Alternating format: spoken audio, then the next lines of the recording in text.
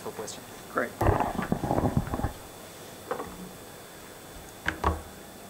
So, sorry for that late entrance.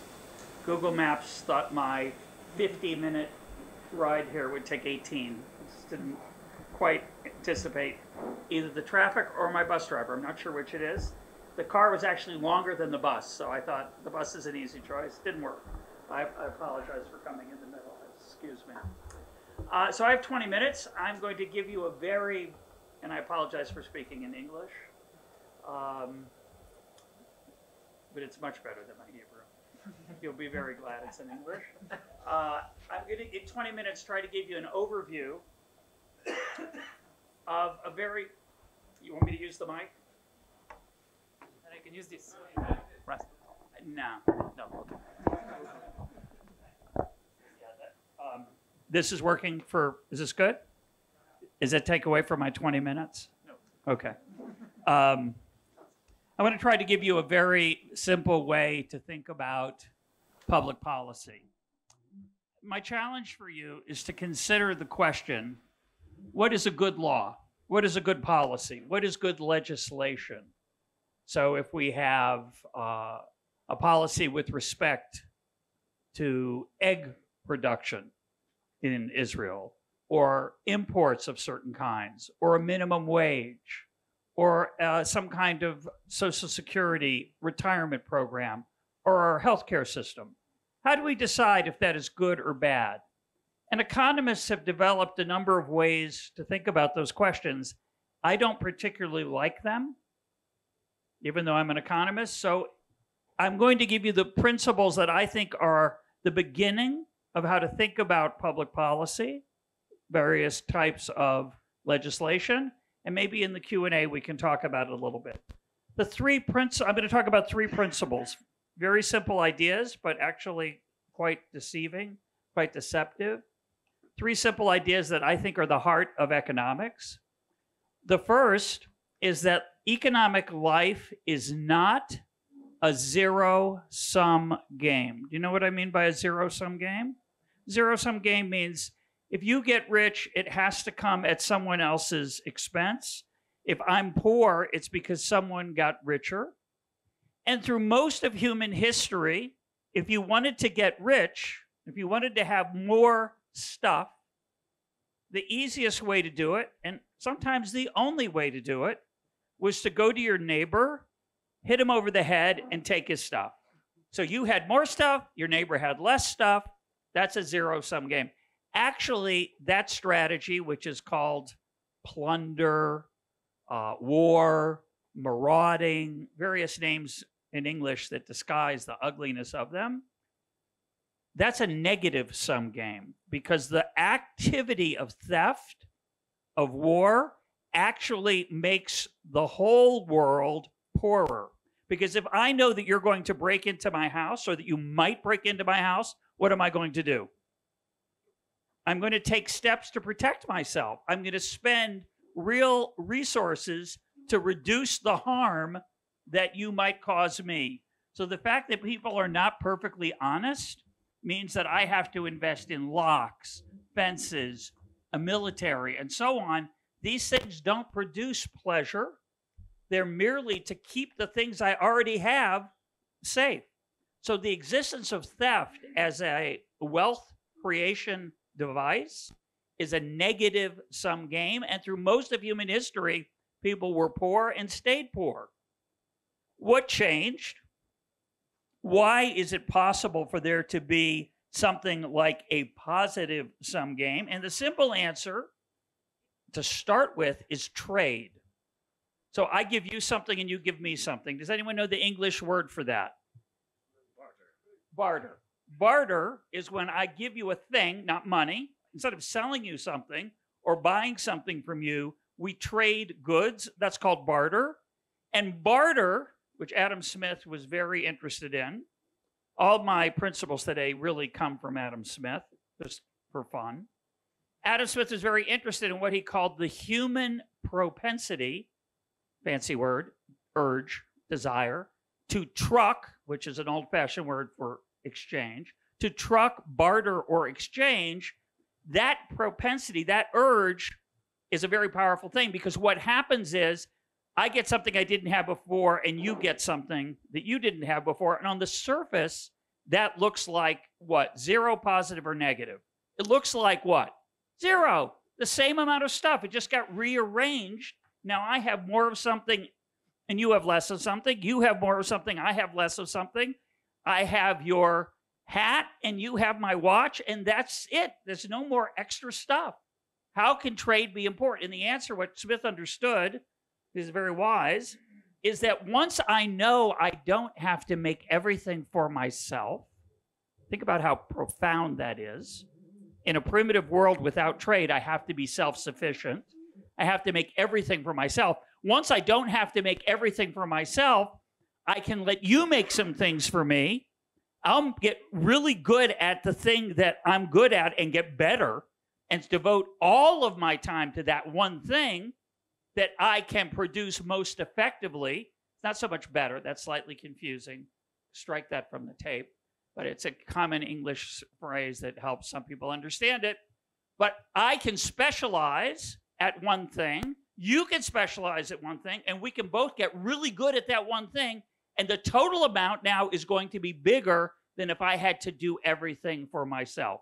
Which leads to an expression I use sometimes, which is very disturbing to people. Self-sufficiency is the road to poverty. Like, you should be self-sufficient. You don't want to rely on others for all of your well-being. But if you try to make everything for yourself, you will be very poor. Okay, so trade opens up this incredible possibility where I can specialize in one thing. And once I can specialize in it, I can add capital to it, and I can think of new ways to do it. And you get another hugely important thing. The first important thing was specialization, what Smith called the division of labor.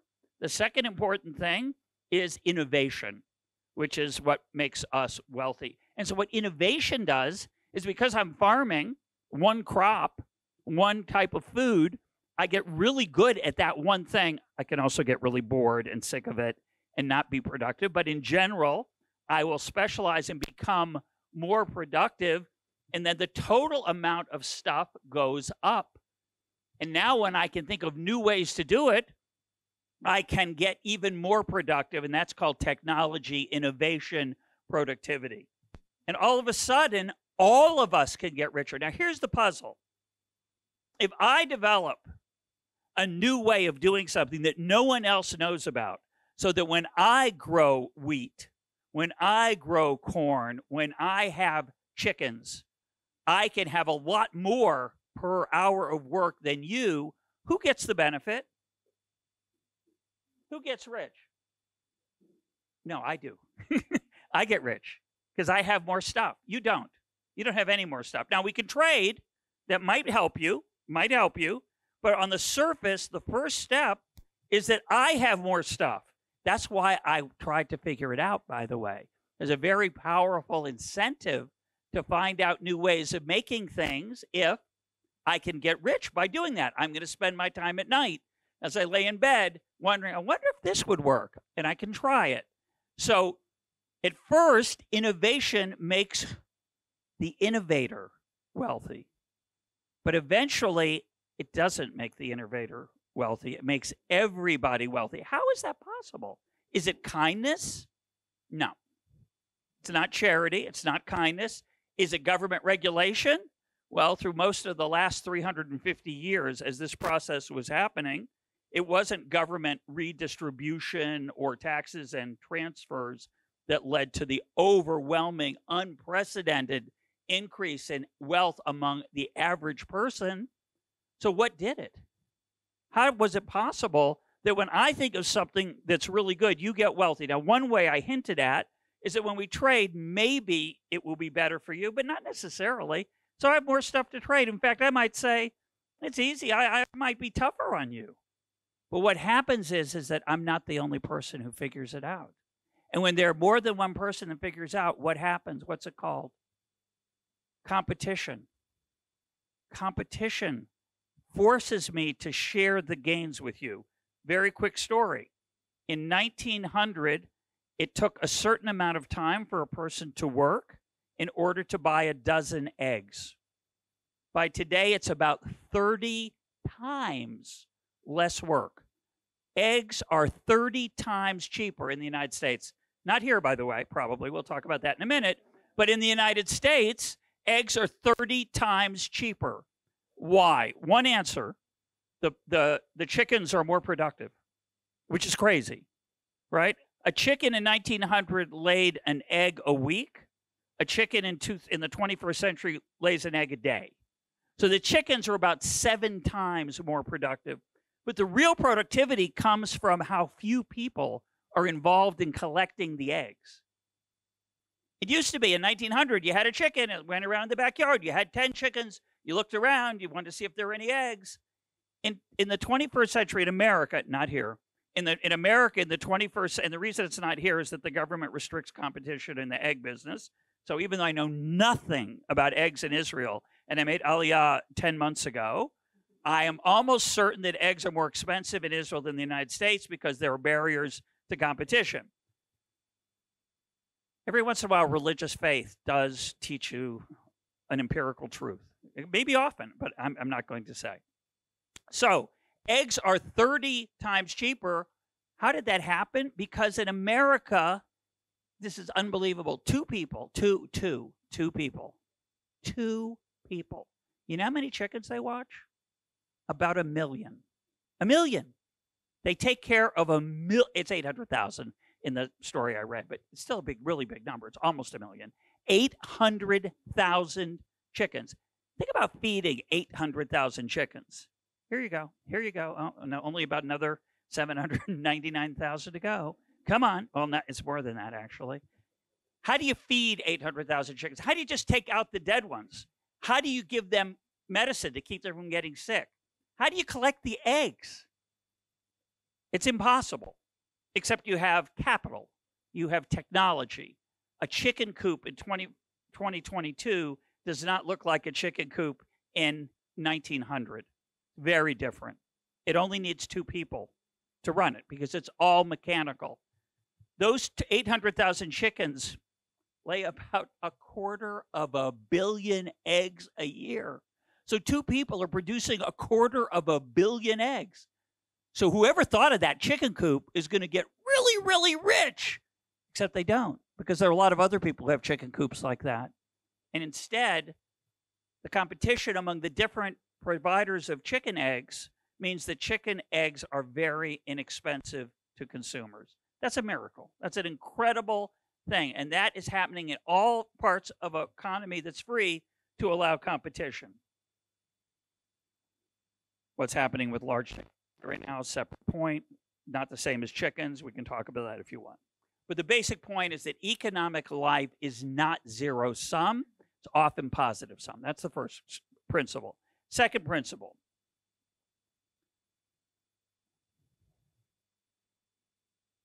We don't just care about stuff. If we're not careful, we'll focus on what?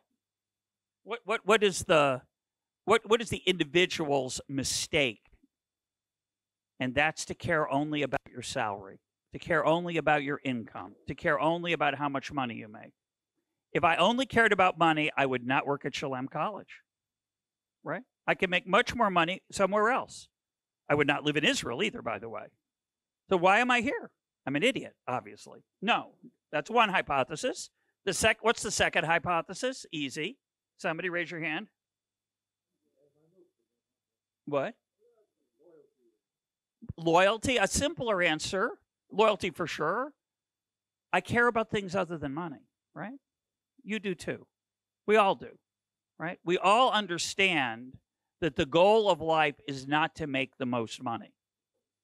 So the goal of economic policy should not be to make the economic pie as big as possible. You know, there's 2 kinds of questions in economics. How big is the pie, the things to be that are produced? I don't think of it as a pie. I don't know if that image works for you in English. Think about all the stuff we make. Shirts, shoes, food, eggs, etc. And we put them in a big pile.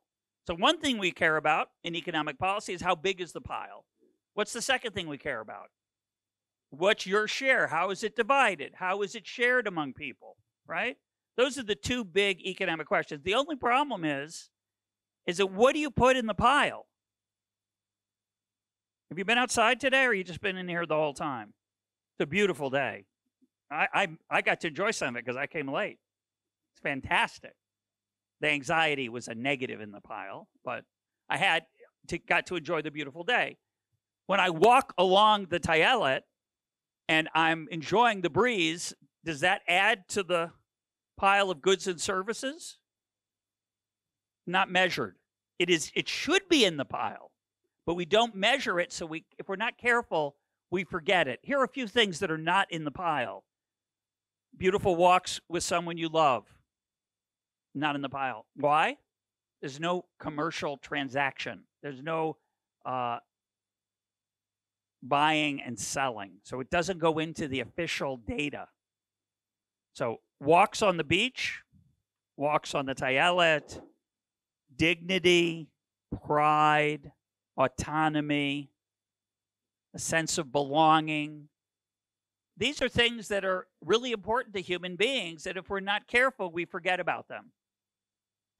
And if we only think about GDP, the size of the economy measured in dollars,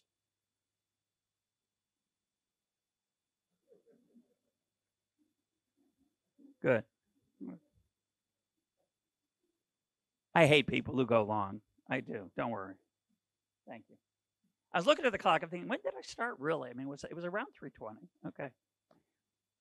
If we only think about GDP, we will make mistakes in what is good economic policy, because we will overemphasize buying and selling and forget there are other things that matter. So GDP is nice. The size of the pile of stuff is nice, but it's not the only thing we care about. That's principle number 2. Principle number 3 is very easy. You know what it is, but it's hard to remember. The world is a complicated place. The world is a complicated place. So you think, well, housing's really expensive in Tel Aviv or Yerushalayim, so what we need to do is to give people money to help them to be able to afford housing. Most people would say that's a good idea. Most people would say it's a good idea. You know, I get a subsidy. I get a special bonus because if I live farther away from work, I get extra money from the government so that I can commute, right? That's a government policy. That makes it cheaper for me to live farther from work. That encourages me to live farther from work. Not a big subsidy, so it's not like it has a big effect, but it's a weird thing that there's an unexpected, it's supposed to be a kindness, but it has a cost if you care about carbon and the green aspect of the policy. Similarly, if you give people money to try to buy more housing, they're going to compete and push up the price of housing and make it more expensive. Maybe not the full amount of the subsidy, but it will not, the effect of the policy will not be totally captured by what you see on the surface. So there are many things like that. In English, we call them unintended consequences. So 3 principles. Life is not zero sum. Money is not all we care about. And a lot of times the things we do have effects we don't anticipate or expect. So when you're thinking about what to do out in the world, either as the Minister of Economics, or as a parent, or as a voter, all 3 are good things to keep in mind. Thank you very much.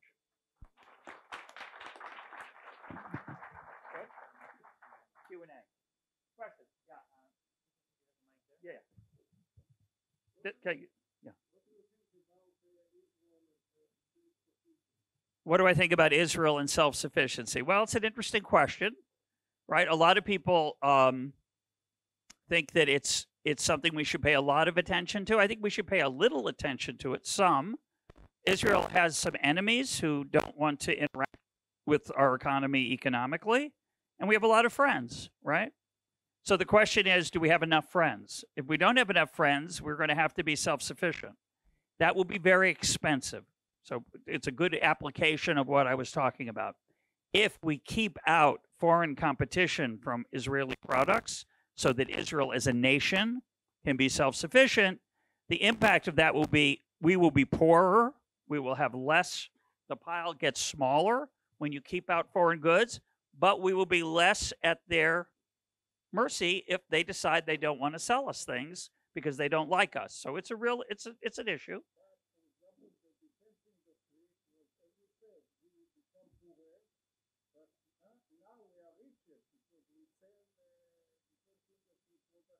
Well, we look richer. It's a little bit tricky. We don't know. The reason that's tricky, you could be right, but there's a cost that you don't see, which is sort of the overall lesson of my whole talk, which is that many things in life that seem to look a certain way actually look in reality a little different.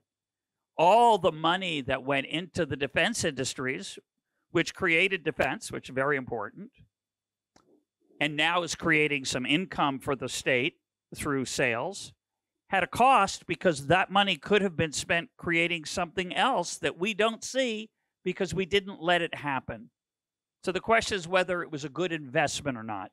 The very, very subtle point. Just because I make money on an investment doesn't mean I made the right decision. Why?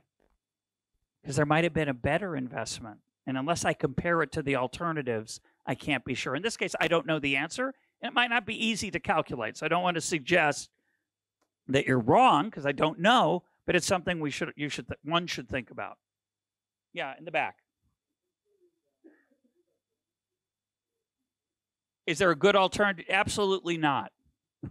There's been many. The question was, is there a good alternative to GDP? There have been attempts to make GDP more human, to take into account the kind of things that I'm talking about. But the real things that I'm talking about cannot be quantified. Pride, dignity, what in Shalem College we call human flourishing, in Greek, eudaimonia. These are the things that make us feel complete, Shalem, as human beings. Those things will never be measured and are not part of GDP. So you have to think about qualitative and not just quantitative measures of well-being. And then you think, well, let's quantify the qualitative measures. And you can't. And in fact, the danger is that in the urge to do so, you will come up with a number that is actually misleading. So you have to be extremely careful. That's what the book that was mentioned is about. It's about how do you make decisions in life when the most important things you care about cannot be measured. Whether you should have children, whether you should get married, who you should marry, whether you should do something crazy like move to a foreign country where people tell you, oh, yeah, everyone speaks English, but it's not true. They don't actually. And you're Hebrew, which you thought was, that's pretty good. It's not. Those kind of decisions are not decisions you can quantify. So now what? What do you do now? And the answer is there's no simple, rational, so-called rational, analytical method. Yeah. What about what?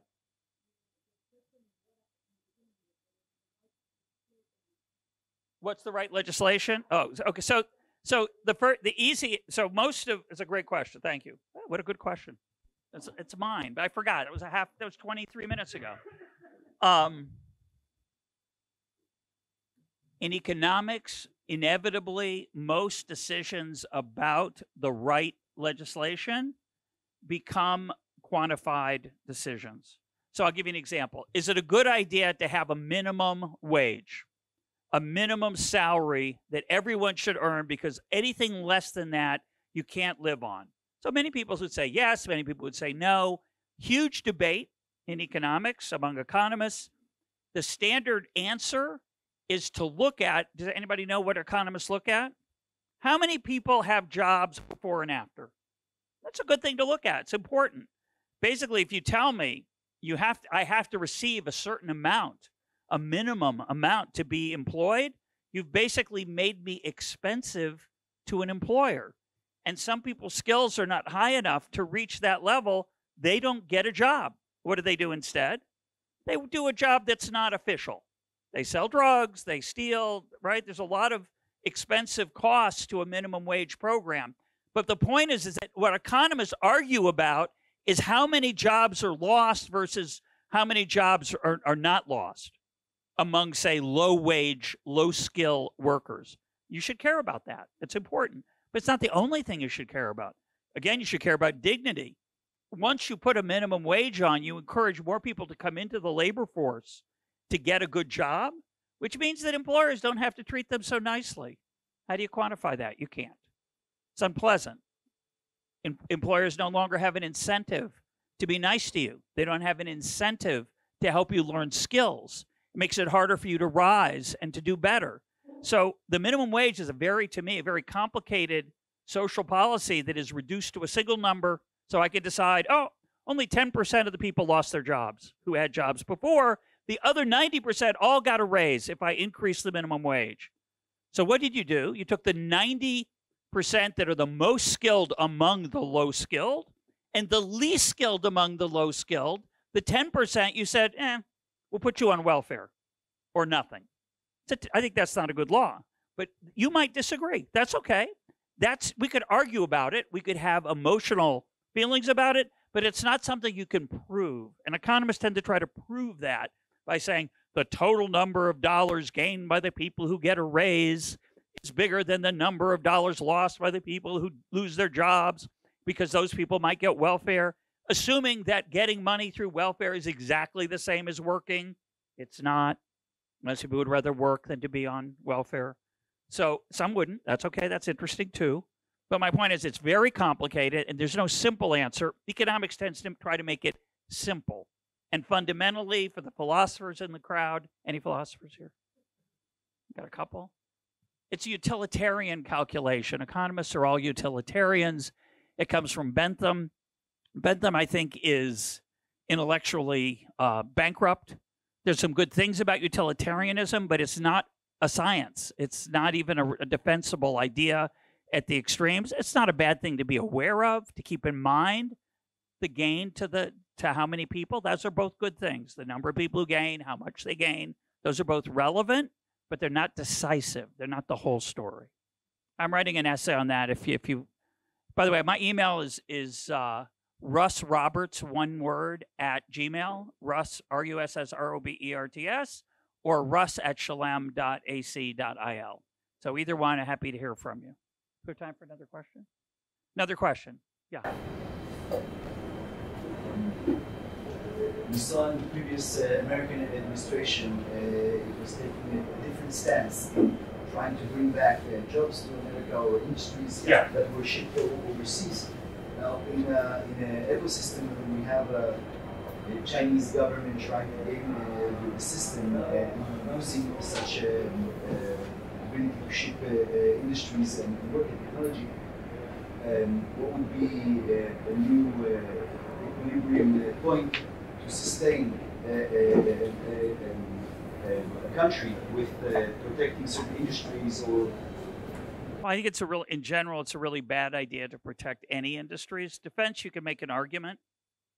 It's been that argument you can read about in Adam Smith. He talks about it as a possible legitimate argument for protectionism, for restricting imports. I think Trump had I think he had an idea that China was potentially dangerous to trade with. That was a good thing to think about.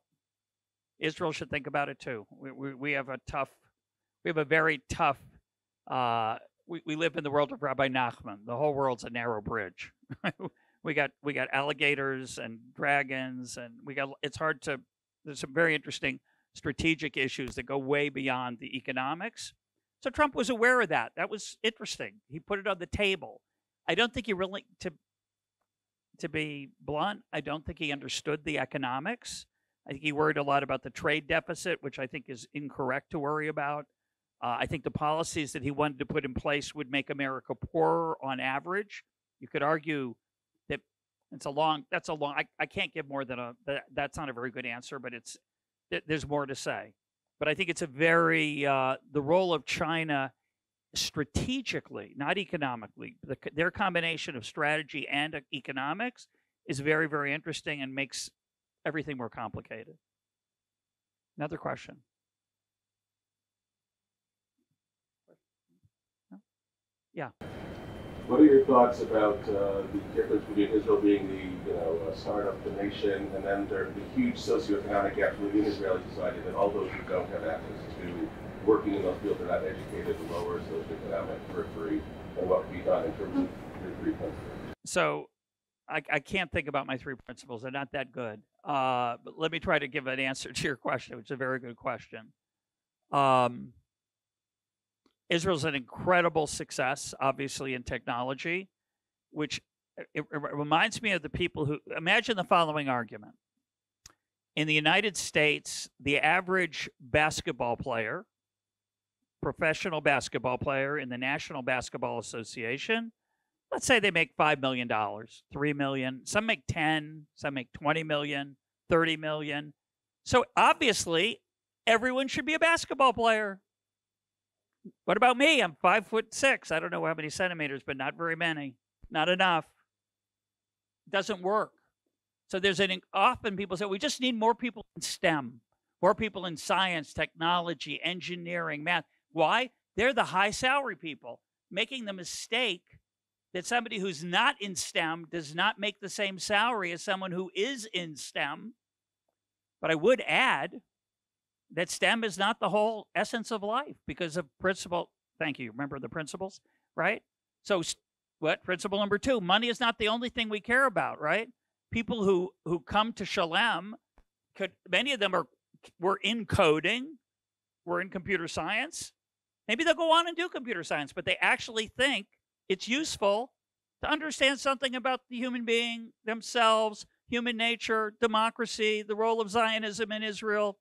And so they come to Shalem, even though, and by the way, our students do very well. People say to me, oh, well, you get a degree in the humanities or in philosophy or in Middle Eastern and Islamic studies. I mean, what are you going to do with that?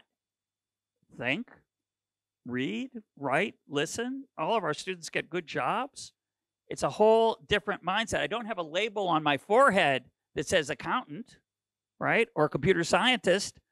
It's a little scary, but I do think that there is plenty of educational opportunity, not just at Shalem, but at universities around Israel, to have a real education and to acquire skills that are not obviously skills, but are skills. That includes the periphery. Of course, the problem Israel faces isn't college education so much as high school and before, which is not, I think, thoughtful enough. Same problem in America. Many, many horrible high schools where students are treated like a factory. Get them through, get them out, get them out. It's a terrible thing. On the inequality, though, the real problem, I think, among others, is that there's a single thing that is totally mismanaged here in Israel, in my view, which is housing. I'm going to say one thing about housing. If you're poor and you want to go to where the opportunity is, very hard to get started in Tel Aviv, which is a vibrant, dynamic city, right?